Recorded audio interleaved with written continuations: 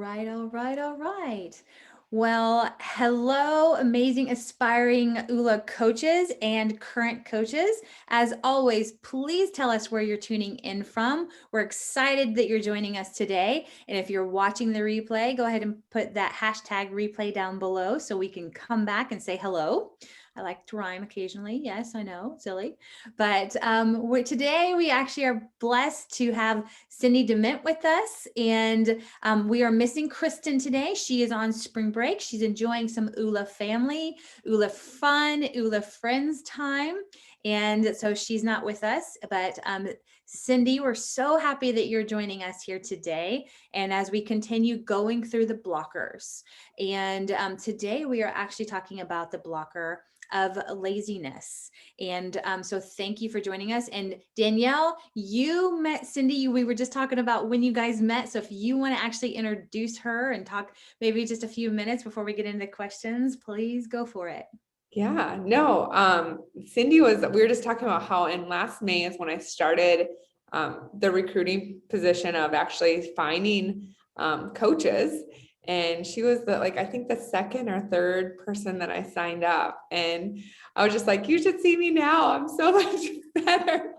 But at the time it was like, honestly, we all had a heart for Oola and we just cared about, but side note, I just want to, from my whole heart, want to tell you how much I appreciate you just showing up in the Oola community. Like you shine, like you've changed even so much from our call, because you're surrounded by people just like that support you and love on you. And that it just, and in return, you are doing that for everyone.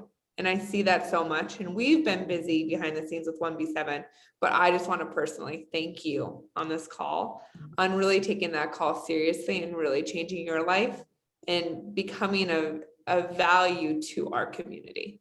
So thank you. Thank you, Danielle. That means more than you ever would know. Thank you so much. You're so welcome.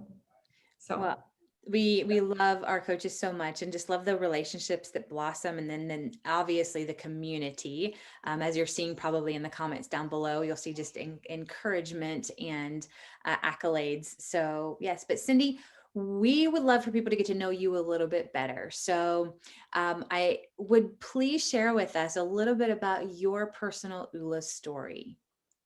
Okay. In 2016, I went to Salt Lake City for a convention. Most of y'all know what convention I was at. And my husband and I snuck out of something that was going on that just was, just wasn't what I wanted to hear. And we made a loop around the arena, and there were the Oola guys, Dr. Dave and Dr. Troy. And so we stopped, we had their attention because no one else was there. And so, they, would you like to take a picture? And I declined. Yeah, I hate it now, but when you're overweight, I've hated for years taking pictures. And so I wouldn't take a picture, but I got the book and I have their autographs and I was so excited. Well, my mindset wasn't right. And I'm going to tell you, mindset is so important. My mindset was anywhere but Oola and a balanced life. And I came home, I went back to work. Then I left the job I was in with a voluntary RIF, which is a reduction in force. And because my mindset wasn't right, I lost my focus and could not build a business and ended up back in the workplace. Fast forward to 2019, I've been working as a manager in customer service and walked in one day and I was handed a pink slip. Here's your last 2 checks, there's the door. I mean, basically, I talked about this morning in my group. Employers don't care. They really don't. Most employers don't care. You're 80 hours to them every 2 weeks. And that's basically what I was, although I was working 10 and 12 hours a day and driving 1 hour one way just to get there. This was the biggest blessing in my life. So I came home, I started a little stopgap business. And then in May, I saw Oola coaching. And I had seen it before. I saw it the fall before, but again, I just wasn't ready. And I saw it in May and I said, oh goodness. I went to my husband. Well, I take that back.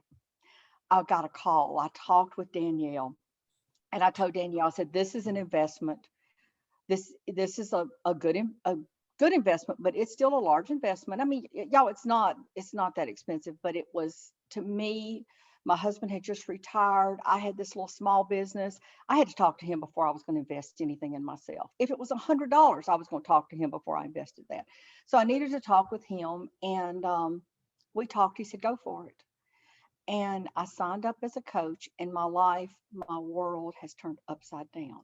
I'm not the same person I was in May. I'm reaching for goals. I'm dreaming again, and I'm serving. My purpose as a coach is to help people find their life purpose. And that's what I want to do. Let me serve you, let me help you find your purpose, let me coach you into that. And you know what? If your life is not balanced and you're out of whack anywhere, your purpose is not, you're not going to walk in it. You're just not going to. I am walking in my purpose today, thanks to Oola. I love Oola. I'm telling y'all, it's the best investment I have ever made in myself. I love that. I actually want to like go back to a little bit of your story too. Yeah. I remember that. That's what's so crazy. It's like how you remember that moment. I mean, we get on calls with like, I mean, I probably have had, I don't know, thousands of calls. And I remember the day you got back on my call when your husband told you yes. And you were like, you looked even different that day compared to even booking the call. Because I think it was like the first time you were like, I am saying yes to myself, and I'm actually going to move in the direction that I really want to go. I remember that. Like that was actually like a complete change. And it wasn't even that long. It was like a week. But just having you say, okay, I'm going to do this for me, it just changes the way that you even show up in the world already. It does. So It does. I actually did not know that this was a blocker of yours when we were on the call either. So I'm really excited to hear about where you've seen the laziness blocker affect you on your journey. We use words pretty, or not, some of them aren't even pretty words, but we use other words to cover up that we're lazy. We use other things in our lives to cover up we're lazy. Like, I'll do that later. That's procrastination, which to some people is an ugly word too, but we push things off. We make excuses. Give you an example. I told y'all before we got on the call that I have internet problems from time to time. Well, we were down for almost a week and a half. That would have been the perfect time. Fast forward back to last year, I would have said, oh, well, I'll just sit here and watch Netflix and chill. I would have done something like that. I don't have internet. Well, I would have gotten on Dish. We couldn't have got Netflix either, could I? Didn't even realize that. But I would have just sat down and watched TV. I would have just sat there and just found something else to do instead of working my business. I didn't have internet. What could I do? But I didn't let that stop me now. So we let excuses. I've let excuses in the past get in my way. I've let, I'll wait. I'll do that later. And then it's 9:00 at night. I'm getting ready for bed. Later never came. So that's how I let it. And when you exhibit laziness in your life, you lose your focus. You absolutely lose your focus. And it causes a bad attitude. I'm just going to tell y'all, the attitude gets really bad when you're lazy. You may not think so, but you get up and you get up the next morning and you did nothing the day before, absolutely nothing, because you put it off, you made excuses, you did everything you could, and then the next day your attitude is really pretty bad because you didn't do those things, and you've wasted another day. You've put things off another day. My husband and I got really sick back in September, and we lost basically the whole month of September, both of us. And I let the 2 weeks of being sick, then the 2 weeks of recovery, push me back in my goals. And it was more laziness. I mean, I have a laptop. I can sit in my recliner, even though I can't get up and do a lot. I could have sat in my recliner and done things, but I didn't. And I was starting to get momentum, and I lost every bit of that in September.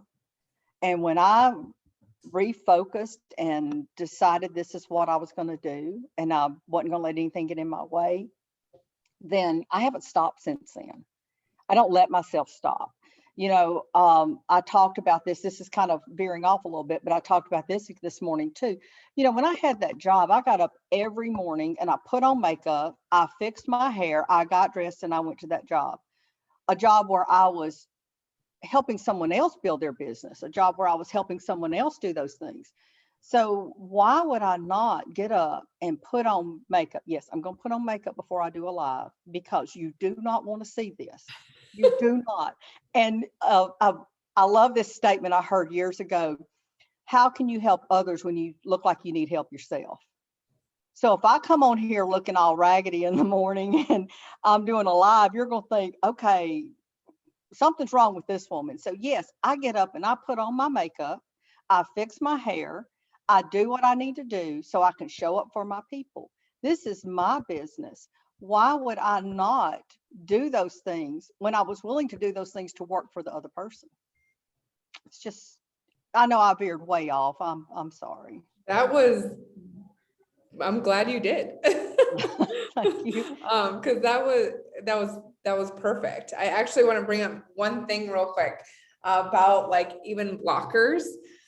I don't know if you guys are following around the Iron Cowboy, but he's actually doing like triathlons where he's like, or Ironman, like 100 of them. And he's been having like some shin problems.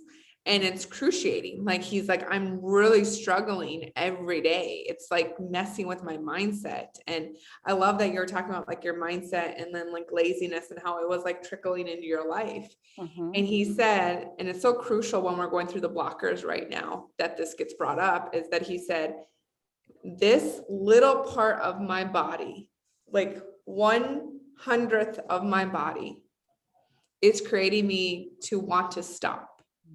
When the rest of my body is strong.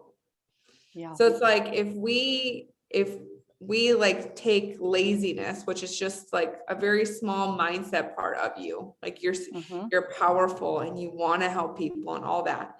And if we take that and we only focus on that part of it, it will cripple us. Yes. Every time. But if we focus on everything else that's amazing, it helps us power through that. It actually can move us in the direction. So I love that you said that, like, since September, you realized that that was just like a little small part. Like, it did defeat you in September because you were sick, but you realized, I am designed to do something great. And now you're not going to stop me. Nope. Ever. Nope. You're like the Iron Man now, living out your dream. And I love that. Yes, so, indeed. Sharon's going to go to the next question, but I just wanted to bring that up today. When you're kind of talking about that, it reminded me of so much of people feel crippled because of anxiety or depression or anything like that. And it's like, it's just a small part. That's not who you are. Right. So rise up. Yes, rise up. I love that, Cindy. And also, I loved how you said that the laziness caused you to like lose focus. And so it's fascinating because focus is actually one of the blockers as well that we'll be talking about, and how some of the blockers can go hand in hand, like fear and self-sabotage, and how that they literally, when you struggle with one, other ones are actually able to come in and make it even more crippling to us sometimes if we allow it to.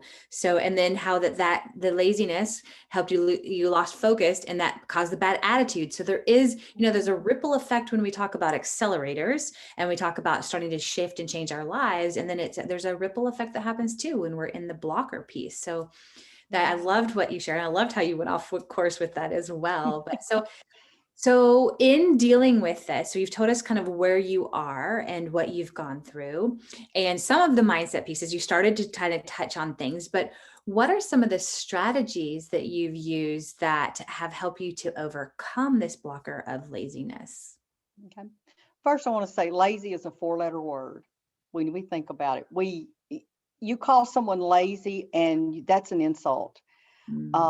And we don't ever want to admit that we're lazy. It was difficult for me to write that blog post because it's difficult to admit our shortcomings.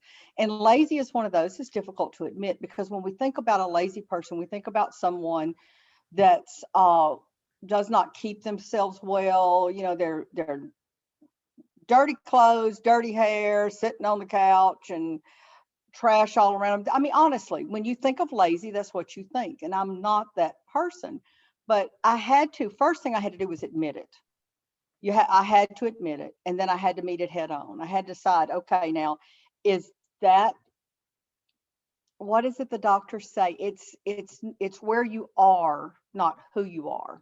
So laziness was where I was at that time, but it wasn't who I was. And so I had to meet it head on. And then I had to use the tools that I have, the tools that Oola's given me, my Oola planner, you know, sit down and write out my plan, the index cards, my oranges and Skittles. I never will forget the first time Danielle mentioned oranges and Skittles. And I'm like, what? But I had seen the demonstration with rocks and sand and all of that, but I love the Oolas and Skittles. And I had to start using those tools every day, every day. And the other thing I had to do was to get up every day and make the decision that I was going to show up for my people. I was going to show up in my life, and I was going to show up in my business. That it was that simple. You know, I'm a pretty determined person, and when I make up my mind, I'm, you know, ready to go. But I had to use the tools given to me. I had to make up my mind, and I had to meet it head on and call it what it was. Thank you so much for that, Cindy. And I love how you said, first I had to realize, I had to recognize what I was dealing with. And then, you know, the definition some people use of to decide is to cut off. So you had to cut off laziness every day. You had to decide to step into this day fully and engage, put on your makeup, do the things, do the work to actually start to see the results that you wanted to see, as if each day you're going to work. So beautiful. Thank you so much for sharing with us. You're welcome. And all right, Danielle. I want to dive into these comments a little bit because you are getting some love over here. I mean, that's the community. The community is all about love, right? And if you show up for the community, they're showing up for you. This is really cool because Katrina from North Dakota, my home state, says, "Hello, Cindy. So fun seeing you here. I was thinking about you yesterday and your enthusiasm." So I think that's cool. Like sometimes just hearing from other people. Carrie's like, "This is a huge one for me for so long. I used to use the pain as an excuse, but when there wasn't the issue anymore, I needed to go back to my Oola accelerators." Paige said that she used the knee injury a few months ago as a blocker for her. 100%. I had a huge goal to lose weight this year too. I picked this Airbnb because I had a gym in it. I was like, I'm going to work out. This is going to be amazing. We unloaded our luggage. We went to a park. I was playing with the kids, landed in some sand, sprained my ankle. Bad. I was like, why? And I was just like, I mean, you can ask Sharon. I was like, I'm fighting through. Like, you are not stopping me. Like, everyone's like, how's your ankle? I'm like, fine, it's good. I was like, I just didn't want to go there. But okay. And I love that you were talking about like focus and those kind of blockers, and you've already kind of been tapping into that. But what are some Oola blockers, or actually even accelerators, that you're working through currently? Well, you know, focus is the blocker, and we've talked about that. So into the accelerators, you know, the main accelerator is discipline. I mean, you have got to be disciplined to get over laziness. I'm sorry. And you've got to be disciplined to get up and show up. I mean, you can't be any other way. I'll give you an example of last Thursday. Wednesday nights, we go to church, and we go to church an hour away from home. So we get home and it's about 9 o'clock, and we're both pretty wound up from praise and worship.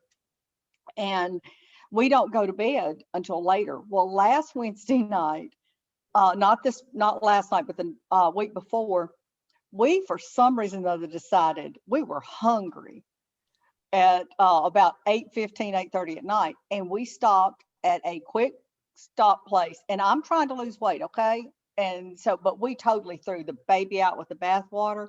I had a corn dog. No, corn dog, that's junk, y'all. I mean, that's not even, if you're going to splurge Splurge on something really good like creme brulee or tiramisu, not a corn dog. Okay, just don't. But it was a corn dog and I had a pretzel. And we didn't get in bed till late. And I got up the next morning, y'all, my face was puffy. I looked so bad, so bad. And I felt worse. I am committed to do, right now I'm doing lives on Tuesdays, Wednesdays, and Thursdays. Tuesday and Thursday are based on what we're talking about in Oola that month. So I was talking about focus. And the night before led me into a perfect thing about losing focus. And so I could have so easily not done the live that day. I could have gone out there and typed, guys, I'm so sorry. The live's not going to happen today. I'll see y'all tomorrow. But instead, I reached into my discipline and I got up and I put on makeup. And y'all, I look back at that video and it's rough. I sound bad. I look bad, but you know what? I exercised discipline. I got up and I showed up. The other one is gratitude. We're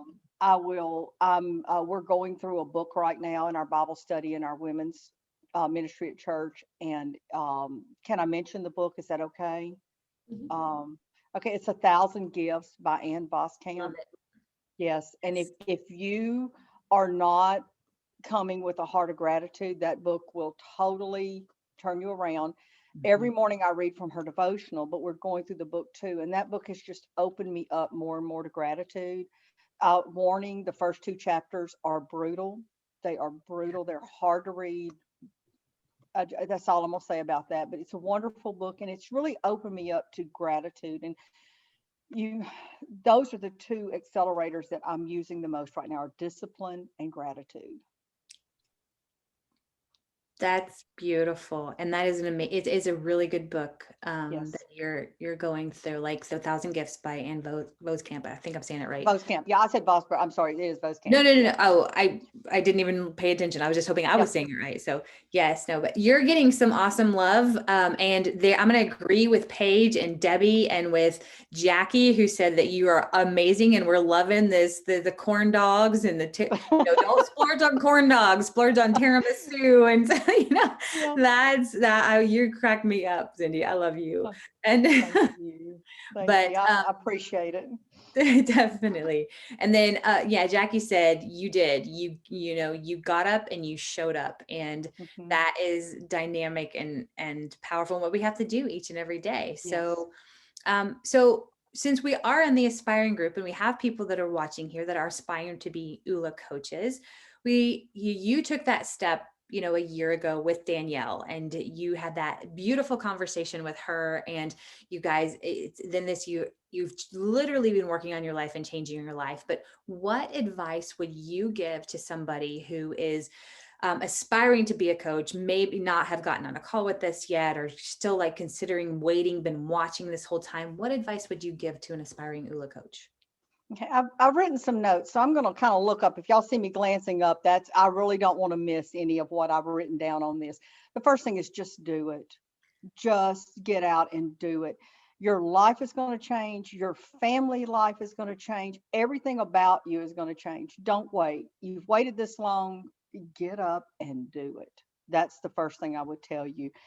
The other thing is, once you do, ask for help when you need it. You're not alone. This is the most amazing group of people I've ever been a part of. All I have to do is ask, and someone's going to reach out and help. So take advantage of that. If you're trying to do something in your life, this is the place to do it. Whether you want a thriving coaching business, whether you want to just help people, no matter what you want from this, you can find it. You can find it. It's here. The next thing I tell you is keep reaching higher. Don't ever allow yourself to say, this is where I want to go and I'm going to stop there. I'm going to tell you something. I'm 62. I'm going to be 63 here in a couple of months. And my whole philosophy on life is when you stop learning, you stop living. Keep reaching higher.